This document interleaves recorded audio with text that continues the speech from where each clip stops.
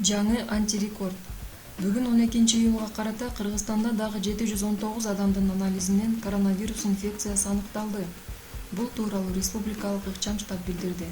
Маалыматка караганда Кыргызстанда коронавирус жуктургандардын жалпы саны 10.629 адамга жетти.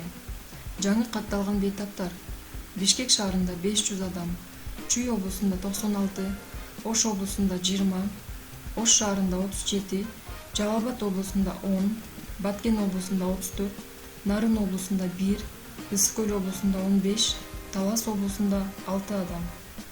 Ошондой эле бир суткада 151 адам айыкты, 7 адам каза болду. Жана дагы бир сутка ичинде пневмониядан 41 бейтап каза болду. Ал эми март айынан бери пневмониядан көз жумгандардын саны 423 адамды түздү.